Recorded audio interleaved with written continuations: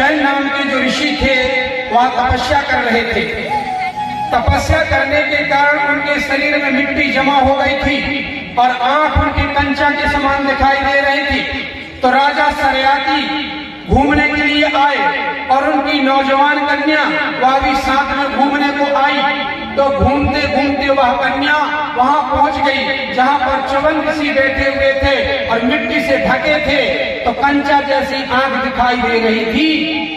तो इस लड़की ने एक सीख लेकर के उन आंखों को पोंछ दिया। पोंछने से खून की धार बह गई।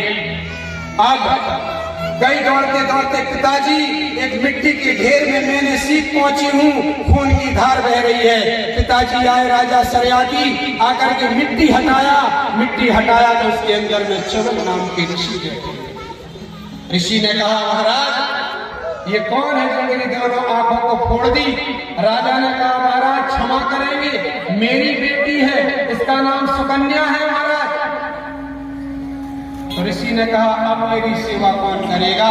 तो राजा ने कहा, ऋषि कन्या तूने आंखों को फोड़ी है, इसलिए तू 20 साल की है और च्यवन मुनि 80 वर्ष के हैं। मैं तुझे उनको सौंपता हूँ, तो उनकी पत्नी बन, वो तेरे पति बनेंगे। सौंप दिया गया और चले गए। ऋषि बड़े प्रतापी थे, भगवान की कृपा से उनकी आंखें ठीक हो गई। जब ठीक हो गई तो च्यवन ने देखा कि 20 साल की एक कन्या राजा मेरे सुपुर्द करके चला गया, अब मैं क्या करूं? राजा ने क्या किया, कन्या को छोड़ करके रानी से जाके बता दिया कि 80 साल के बुढ़े को मैं 16 साल की कन्या को दे आया। रानी बोली, गजब कर दिए आप, ऐसा क्यों कर दिए? कह लगे, तेरी बिटिया ने आंख फोड़ दी इसलिए मैं दे आया। अब तो च्यवन मुनि ने क्या किया कि 60 प्रकार की औषधि इकट्ठी की, शहद, शुद्ध घी और आंवला आदि 60 प्रकार की औषधि इकट्ठी करी और च्यवन प्रयास बनाया और च्यवन प्रयास बना करके उसका सेवन किया। 80 साल के जो च्यवन मुनि थे वह 20 वर्ष जैसे हो गए और उस बेटी के साथ दामाद बेटी बन करके जैसा संसार जीवन व्यतीत करता है ऐसा जीवन व्यतीत करने लगे। तो उस जिस लकड़ी से, जिस छड़ी से या सोठा से जिससे भी उस लड़की ने आंखों को पोंछा था, तो उसको ऋषि ने फाड़ करके फेंक दिया, चीर दिया। चीरने से चिराय डोंगरी, जिसको क्या कहते हैं, चिरे डोंगरी। और भाई लोगों से पूछो कहाँ जा रहे? चिरे डोंगरी बाजार जा रहे, चिरे डोंगरी और बिगाड़ है ना।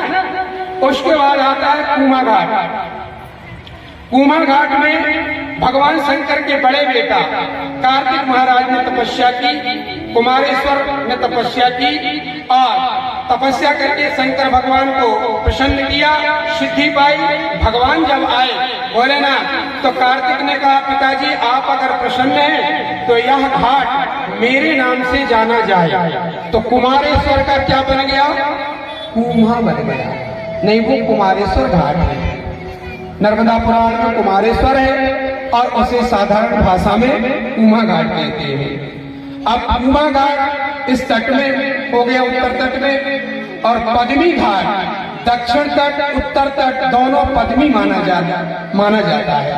यहाँ पर एक पद्मी नाम की सती थी और सती ने